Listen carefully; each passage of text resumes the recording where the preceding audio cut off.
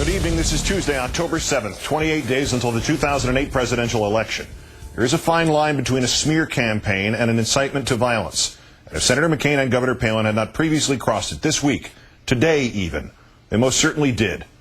Our fifth story on the countdown to tonight's second presidential debate, by all but calling Senator Obama himself a terrorist, by inciting the crowds at McCain and Palin rallies to yell, and this is only what reporters have been able to hear, quote, "kill him, terrorist, and treason."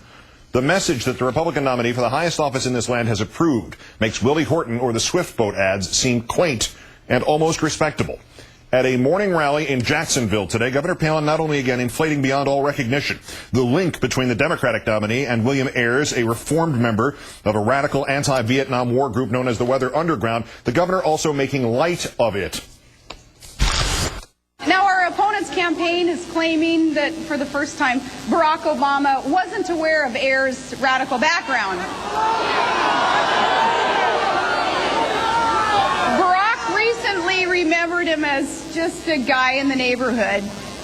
But wait a minute there.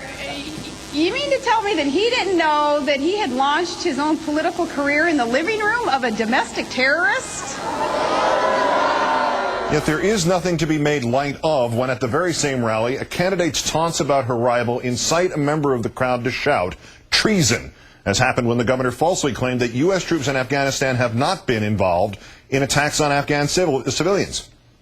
I hope Americans know that is not what our brave men and women in uniform are doing in Afghanistan. This would be the second consecutive day that Governor Palin's rhetoric has inflamed the crowd in a manner exceeding politics or rationality. The Washington Post reporting that when Governor Palin recounted the Obama and Ayers portion of her stump speech in Clearwater, one man in the audience proposing to, quote, kill him. Whether the remark was directed at Senator Obama or Mr. Ayers, the remark and the report so shocking that the Secret Service is tonight investigating. A spokesman, Malcolm Wiley, telling Radar magazine that the agency did not hear any threatening statements directed at targets under its protection, and no threatening statements were reported to us by law enforcement or citizens at the event. Yet in the wake of the newspaper report, it is investigating because, says Mr. Wiley, we take all threats seriously. The Washington Post also reporting that at the same event, when the governor bashed the media, Palin's supporters began to hurl abuse at reporters in the press area. One even shouted a racial epithet at an African-American sound man for a TV network, also telling him to, quote, sit down, boy. Despite that, knowing that, the hateful, hate-filled rhetoric continuing unabated today, extended even to press releases. The chairman of the Republican Party in Pennsylvania, where McCain is bleeding, down by 10 to 15 points, sending out a mass email entitled Obama, a Terrorist's Best Friend, which reads in part, quote, what does it say about the character of Barack Obama that he knowingly associates with terrorists? It tells me that Obama lacks the judgment and character to be our next commander-in-chief. Taken together, what could well be the sleaziest 4 days in modern American political history, 4 days in which it is easy to see where Senator McCain or Governor Palin might have induced in an embittered or unintelligent individual the premise that Senator Obama either associates with terrorists or might even be one himself. One of Barack Obama's earliest supporters is Bill Ayers, a domestic terrorist. Domestic terrorist. The known domestic terrorist. Unrepentant domestic terrorist. Domestic terrorist. Domestic terrorist. Part of a group that, quote, launched a campaign of bombings that would target the Pentagon and our U.S. Capitol, our United States Capitol. Obama held one of his first meetings of his political career in Bill Ayers' home. In the guy's living room? In the living room of a domestic terrorist? Of a domestic terrorist? Of a domestic terrorist? Our opponent is someone who sees America as imperfect enough to pal around with terrorists, domestic terrorists who targeted their own country, targeted his own country. Who is the real Barack Obama? Time now to call on our own Richard Wolffe, also, of course, senior White House correspondent for Newsweek magazine, joining us now from the site of tonight's debate in Nashville. Richard, good evening. Good evening, Keith. What is really the scarier proposition here, that Obama chaired the board of the Chicago Annenberg Challenge to improve inner-city education, on which William Ayers happened to sit alongside many Republicans who were not upset to have him there, or that Senator McCain and this Governor Palin are putting themselves on camera with lunatics who are shouting, kill him, terrorist, and treason? Well, this is the freak show season of politics, and that's no excuse for what's gone on.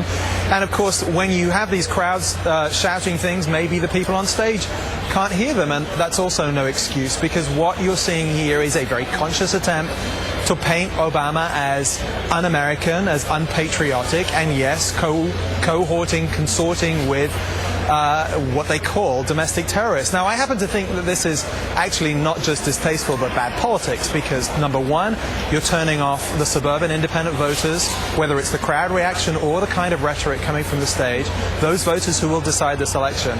And secondly, if you are going to play this card, then do what the Australian Conservatives do, which is dog whistle politics. Only certain people can hear the message. This isn't dog whistle politics as they're playing it. This is foghorn politics, and it's not subtle. If Senator Obama is, as they are painting him, this scary, dangerous terrorist sympathizer or best, why in the world is Senator McCain agreeing to share a stage with him? I mean, he wouldn't agree to talks with Mahmoud Ahmadinejad. Shouldn't McCain be turning Obama into the authorities or something? Well, I don't think he did want to share a stage with him last time around. He made that very obvious.